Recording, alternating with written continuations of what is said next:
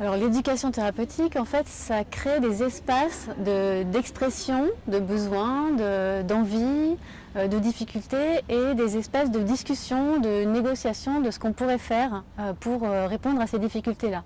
Donc c'est quelque chose qui est particulièrement intéressant, qui peut être ouvrir un objectif commun pour des acteurs qui sont aussi divers que ceux que vous venez de décrire, pour justement construire quelque chose ensemble.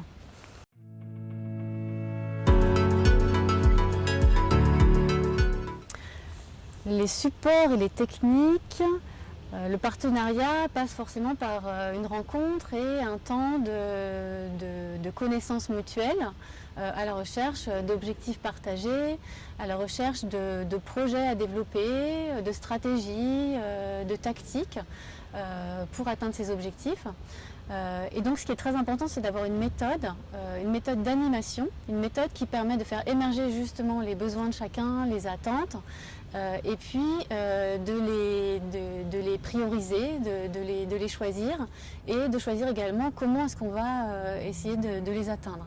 Donc il y a vraiment des méthodes qui sont possibles pour animer, choisir, prioriser et garantir la qualité de ce qu'on va produire ensemble.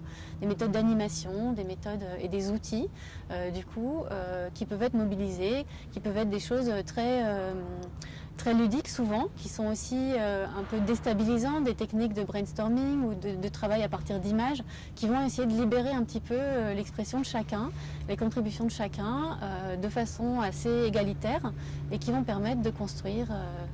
Voilà. Il y a aussi des outils peut-être numériques qui peuvent être utilisés à l'appui de ça, à la fois pour garder des traces de ce qui se réfléchit, pour le partager, pour l'amender ensemble. Je pense à des plateformes numériques de traitement de texte pour affiner au fur et à mesure des objectifs, des projets. Voilà, donc toute une série en fait d'outils qui sont là au service de la rencontre et de la co-construction.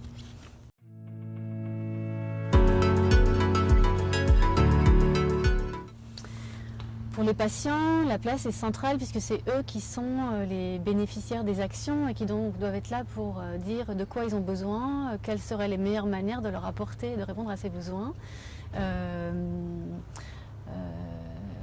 Voilà, les conditions en fait de mise en œuvre, les ressources qu'il faudrait mobiliser pour répondre à ces besoins.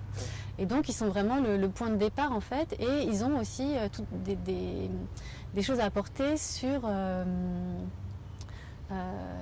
non seulement sur le fond de ce qu'ils attendent, mais sur aussi comment est-ce qu'on doit leur apporter.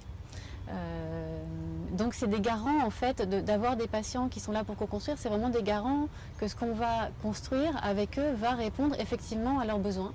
Et donc c'est important d'avoir différents patients aussi pour avoir peut-être des besoins différents représentés et avoir un regard sur ce qu'on produit, ce qu'on construit ensemble. Du côté du pôle, du coup, il y a un apport en termes de savoir-faire, de méthodologie pour créer la discussion, permettre la co-construction. Il y a aussi une connaissance fine des réseaux d'acteurs, donc une possibilité de mettre en relation en fait les différentes personnes concernées. Et puis de suivre dans le temps, de valoriser ce qui se fait, de rendre visible ce qui est créé et donc de capitaliser au fur et à mesure et d'aller plus loin.